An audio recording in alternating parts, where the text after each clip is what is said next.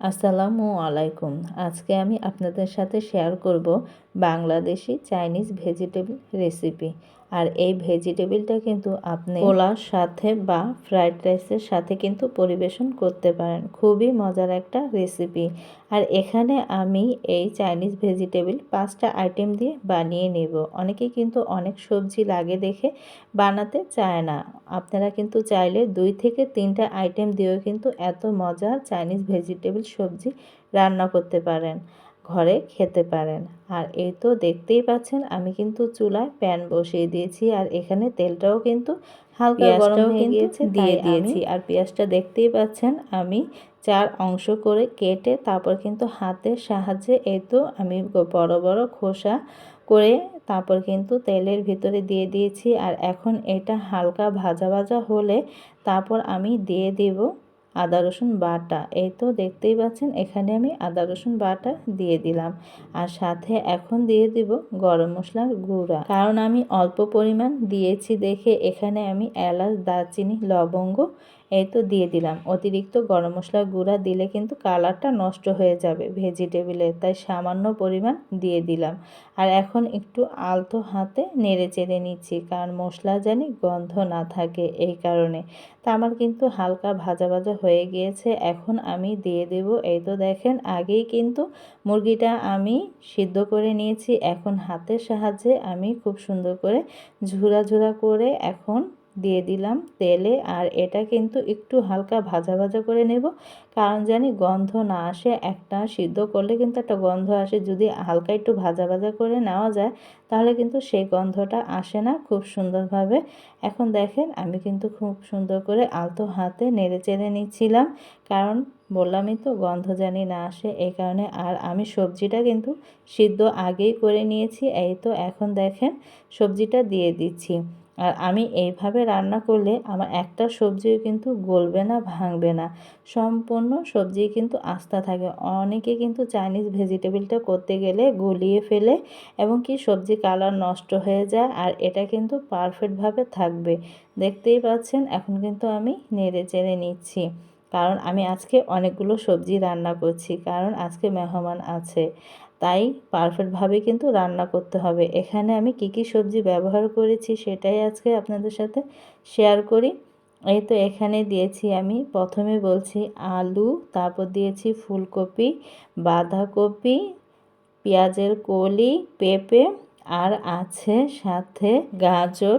তা আমার ঘরে যা যা সবজি ছিল সেগুলো দিয়েই কিন্তু আমি সবজিটা রান্না করছি। আপনাদের ঘরেও সামান্য কিছু যদি থাকে সবজি, তাতেও কিন্তু রান্না করতে পারবেন, এতটাই মজা হয়ে থাকে। এটা ভাববেন না যে বেশি সবজি দিলে বেশি মজা হবে, কম সবজি দিলে কম মজা হবে, না।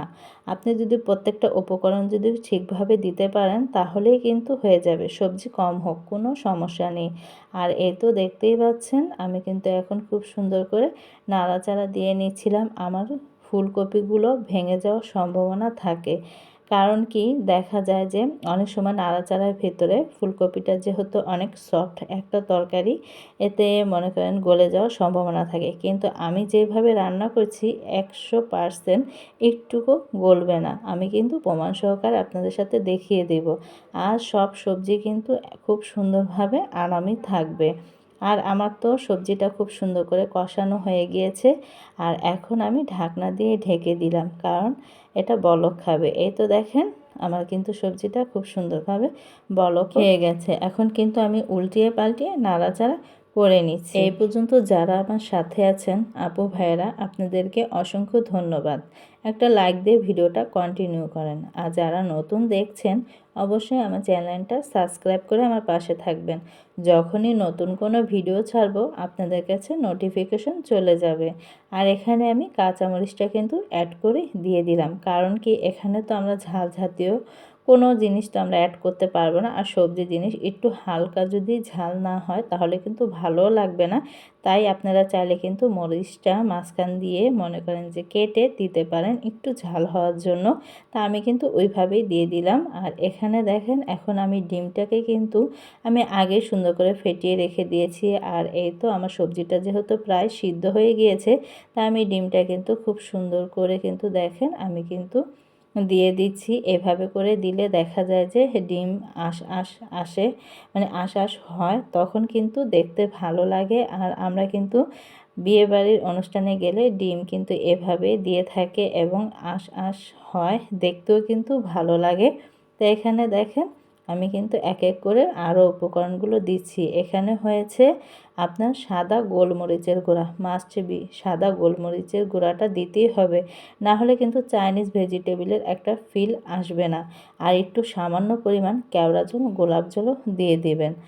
আর এই তো দেখেন আমি কিন্তু খুব সুন্দর করে এক এক করে কিন্তু এক একটা উপকরণ মিশিয়ে নিচ্ছি।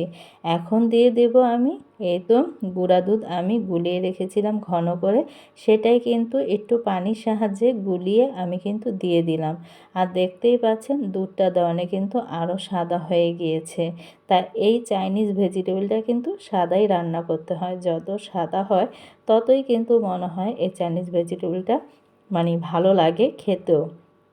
আর এখন আমি দিয়ে দেব কর্নফ্লাওয়ার গুলিয়ে রেখেছিলাম সেটা।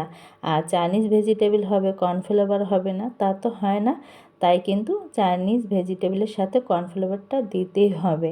আর এই তো দেখতেই পাচ্ছেন কর্নফ্লাওয়ারটাও কিন্তু আমি দিয়ে দিলাম। আর কর্নফ্লাওয়ারটা সবসময় যখন ভেজিটেবলটা হয়ে যাবে তখনই কিন্তু নামানোর আগ দিয়ে এই কর্নফ্লাওয়ারটা দিয়ে দিতে হবে। তাহলেই দেখবেন যে আপনার চাইনিজ ভেজিটেবলটা পরে দিয়ে পুরাটাই পারফেক্টভাবে কমপ্লিট হয়ে গিয়েছে। আর এই তো দেখতেই পাচ্ছেন আমি কিন্তু আলতো হাতে আবারও নাড়াচাড়া দিয়ে নিচ্ছি। আর এখন কিন্তু আমি এই তো নাড়াচাড়া দিয়ে আবার একটু উল্টিয়ে পাল্টিয়ে নামিয়ে ফেলবো, কারণ চাইনিজ ভেজিটেবলের কালার এবং যদি দেখতে ভালো লাগে সেই জিনিস কিন্তু খেতেও ভালো লাগে।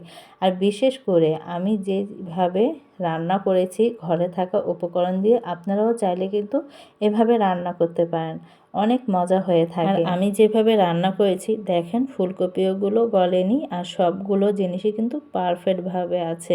তাই ভিডিওটা আর বড় করব না, সবাই ভালো থাকবেন, সুস্থ থাকবেন, আল্লাহ হাফেজ।